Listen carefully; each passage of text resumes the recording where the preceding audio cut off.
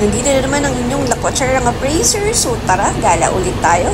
Meron na naman akong pupuntahan. This time, dito naman tayo sa norte, papuntang Lawag. So, trabaho ulit ito. So, nagawa ko lang ng paraan mag-side trip. So, ipapakita ko sa inyo yung onting mga pwede niyong puntahan pag nandito kayo sa Lawag. So, ang sinakyan ko is Partas Bus. Ang pamasahe is 1,200. Dito lang yan sa may Cubao, Aurora. So, deluxe yung sinakyan kong bus, yung pinaka komportable yung pwede mong sakyan. Pero meron naman ordinary aircon. Pero ito, ang pamasahe dito is 1,200. So, pwede kang makinig ng music at pwede kang manood ng movie. So, maraming naka-install na mga movies na pwede mong panoorin habang nagbabiyahe ka. So, ang ginawa ko, ang biyahe is gabi, alas 9 ng gabi at dumating ako ng around 9 a.m. in the morning. So, nandito ngayon tayo sa provincial capital. Ito ang provincial capital ng Ilocos Norte. So, ayan yung provincial capital. Ito yung Hall of Justice. And then, ito yung tinatawag nilang Aurora Park kung saan maraming naglalaro ditong mga bata at maraming mga tumatambay ng mga estudyante tuwing hapon at tuwing umaga. So, medyo maganda yung place na to, mahangin at maaluwalas. So, pag tumingin ka naman dito sa left side, nandito naman yung City Hall ng Lawag. So, ayan yung City Hall ng Lawag.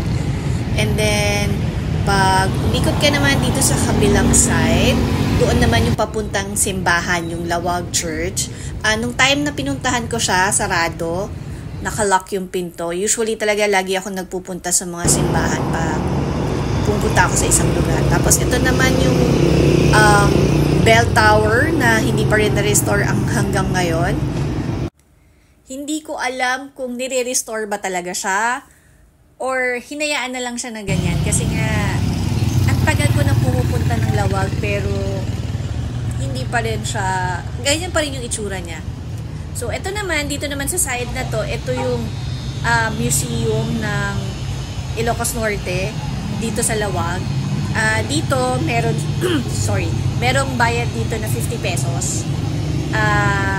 Pero pag estudyante ka naman at senior citizen, meron naman po siyang discount. So, ang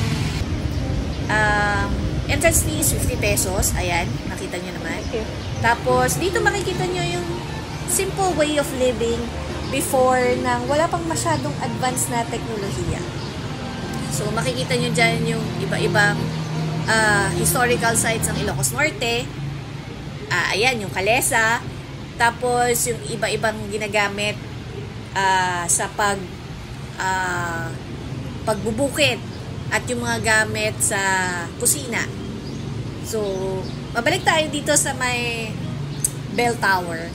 Ang tagal ko na pumunta dito pero until now, ganyan pa rin yung itsura niya. Hindi ko alam kung nire-restore ba siya o hinayaan na lang siya na ganun kasi nga historical sites Pero sana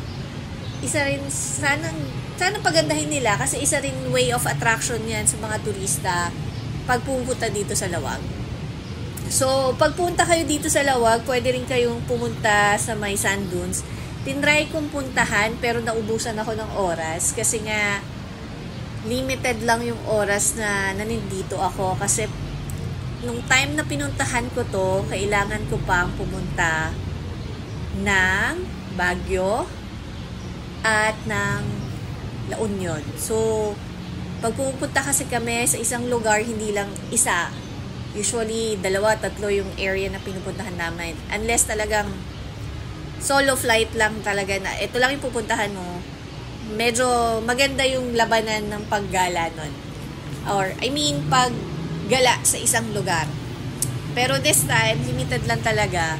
So, hindi ako nakapag-sand dunes at hindi ako nakapunta sa Paway. So, isa rin na advice na pwede nyong puntahan pag nandito na kayo sa Lawag, punta kayo ng Paway. So, merong jeep na papuntang Paway sa likod lang ng Kapitolyo, yung provincial capital. Nandiyon yung mga jeep na nagbabiyahe papuntang Lawag. So, papuntang Paway, sorry. Pag nandun kayo, pwede na kayong pumunta ng Paway at ng sand dunes. Yung 4x4 na sasakyan nyo, tapos parang yung pinatubo na ganon, yun, pwede nyo siyang puntahan. Na-try ko na siya before, nakarating na rin ako ng Paway.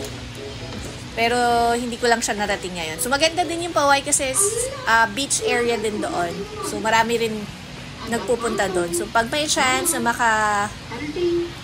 merong inspection or merong makagala ako doon, ipapakita ko sa inyo next time. So ito yung sinasabi ko sa yung magandang pinakita nila or na-preserve nilang bahay. Dito, nakita nyo naman yung ceiling. Ano ba? Sa walig ba ang tawag dyan? So, yun. Ito yung isang medyo dream ko din na bahay pag nagkaroon ng chance. Ganitong style ang gusto kong bahay.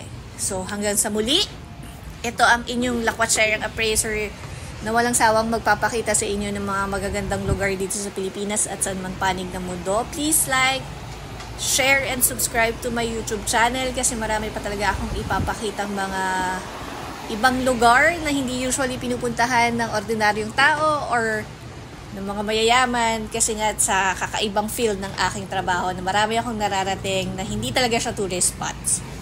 So, please like, share, and subscribe to my YouTube channel.